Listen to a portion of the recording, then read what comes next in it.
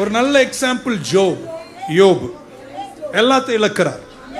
1ஆம் அதிகாரத்தை தான் வாசிக்கிறோம். ஆமென். அவர் தம்முடைய வஸ்திரத்தை கிழித்து தரையில் உட்கார்ந்து முடியை சவரன் செய்து அவர் கர்த்தரை என்ன செய்தாராம்? ஆராதித்தார். ஒன் மோர் டைம் கேட்டுங்க. எல்லாத்தையும் இழந்திருக்கார். பிள்ளை, சொத்து, சுதந்திரம், ஆடு மாடு எல்லாம் போச்சு. உங்க டயர் பஞ்சர் ஆனாலே நிறைய பேருக்கு நம்மள தான் சொல்றேன். டயர் பஞ்சர் ஆனாலே நம்மளால அன்னைக்கு சர்வீஸே காலி. அவ்வளவு இழந்திருக்காருங்க. அவர் சவரம் பண்ணி வஸ்திரத்தை கிழித்து தரையில் உட்கார்ந்து தேவன் என்ன செஞ்சாராங்க? ஏங்க நீங்க சரியா கேட்கவே இல்லைங்க. அது லேசுப்பட்ட சோதனை எல்லாம் நம்மளாம் ஆடி தொலைஞ்சு போயிடும். அவ்வளவுதான். அதுக்கப்புறம் திரும்ப மேல எழும்பவே மாட்டோம். ஆனா அவர் எழும்பினாரு.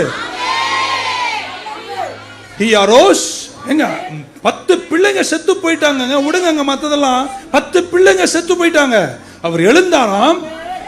வஸ்திரத்தை தன்னுடைய மேன்டலை கிழிச்சாராம். தலையை சவரம் பண்ணாராம். தரையில் உட்கார்ந்தாராம். தேவனே ஆராதனை செய்தாராம். என்ன மகிழ்ச்சிங்க அது. மூஞ்சி எப்படி வேணா இருக்கலாம். ஆனா இதயம் என்ன தெரியுமா சொல்றே? எல்லாமே போனாலும் கர்த்தர் தந்தார், கர்த்தர் எடுத்தார். அவர் நாமத்துக்கு எத்தனை பேர் கர்த்தரை நான் எக்காலத்திலும் ஸ்தோத்தரிப்பேன். அவர் துதி எப்போதும் என் வாயில் இருக்கும். ஜெயிக்கணும்னா யோபு கிட்ட அந்த பாடத்தை கற்றுத்தாங்கப்பா. அவ்வளோ சோகம்லாம் எங்களுக்கு வந்துடக்கூடாது.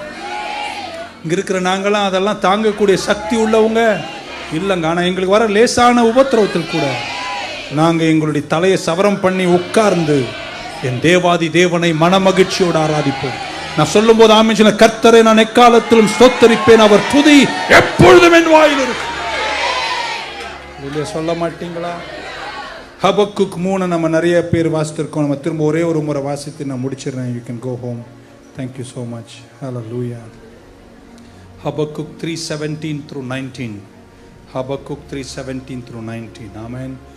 Although the fig tree shall not blossom, neither shall fruit be in the vines, and the labor of the olive shall fail, and the field shall yield no meat, the flock shall be cut off from the fold, and there shall be no herd in the stall. Yet I will rejoice in the Lord. I will joy in the God of my salvation. I will rejoice in Yehoshua, the God who saves. எப்படி அதை புரிஞ்சுக்கலாம் பாருங்க. எப்படி சொன்னேன்? அத்திமரம் துளிர் விடாமல் போனாலும், ஆட்டு மந்தை முதலாட்டு போனாலும், திராட்சை செடி பழம் கூடாலும், யெகோஷுவாவில் என்னை கடையாந்திரம் வரைக்கும் ரட்சிக்கின்றவருக்குள்ள நான் சந்தோஷமா இருப்பேன். ஏன்னா நான் அவருக்குள்ள சந்தோஷமா இருந்தா மீண்டும் என் அறுவடையை நான் மகிழ்ச்சியா இருக்கும் போது ஒவ்வொன்றாக அவர் என் பக்கம் திருப்பிட்டே இருப்பார் அப்படின்னு நான் புரிஞ்சுக்கிறேன். ஒரு சொல்ல மாட்டீங்களா? பக்கம் எல்லாம் நல்லா இருக்கறனால மகிழ்ச்சியா இல்லைங்க.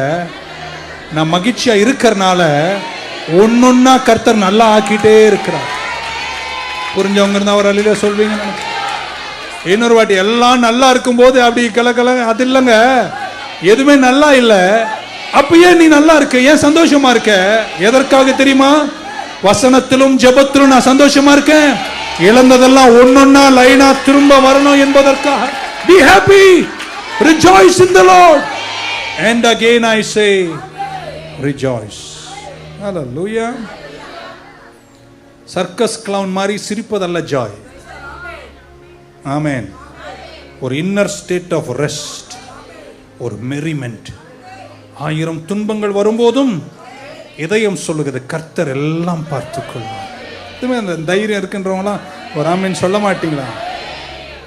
இப்படி சொன்ன ஒண்ணுமே புரியல பாஸ்டர், பக்கத்தில் ஒண்ணுமே புரியல. அப்பதான் நீங்க சொன்ன காற்றையும் காண மாட்டோம், மழையும் காண மாட்டோம், ஆனால் வாய்க்கால்களை கர்த்தர் நிரப்புவார். சங்கீதக்காரன் இப்படி சொன்னான், he that weepeth, அழுகிறவன் தன் விதைகளை எடுத்துக்கொண்டு சந்தேகமில்லாமல் திரும்ப வந்து கண்ணீரோடு விதைக்கிறவர்கள் ஆமென் கம்பீரத்தோடு மகிழ்ச்சியோடு அறுவடை செய்வார். ஆமென்.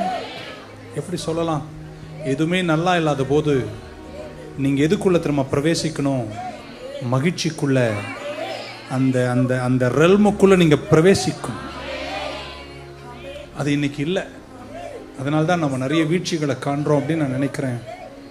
கர்த்தருடைய சமூகத்தில் இன்னைக்கு எந்த பங்கில தோல்வியை கண்டீங்களோ, அத்தி மரம் துளிர் விடலையா, அங்க இன்னைக்கு போங்க, அங்க போய் மகிழ்ச்சியை வெளிப்படுத்துங்க.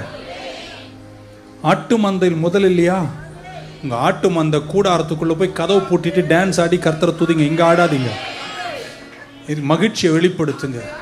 உங்க கடை தான் தோல்வி ஆயிடுச்சா, இன்னைக்கு ராத்திரி அந்த கடைக்கு போங்க, அங்க நின்று சொல்லுங்க, கர்த்தர் என்னை கைவிட மாட்டார், நான் இங்க நின்று அவரை ஆராதிப்பேன்னு.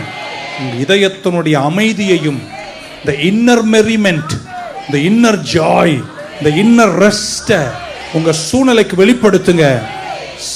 ஹபக்குக் சொல்லுங்க, அத்திமரம் துளிர் விடாமல் போனாலும் ஆட்டுமதை, yet I will rejoice in the Lord of my salvation. கடையாந்திரம் வரைக்கும், முடிவு வரைக்கும் என்னை ரட்சிக்கின்ற யெகோஷுவாக்குள்ள நான் களி கூறுவேன். ஏன்னா நான் அவருக்குள்ள களி கூர்ந்து இருந்தா மீண்டும் எல்லாவற்றிலும் என்னை துளிர்விட செய்து என்னை வாழ வைக்க என் தேவன் வல்லவராயிருக்கிறார்.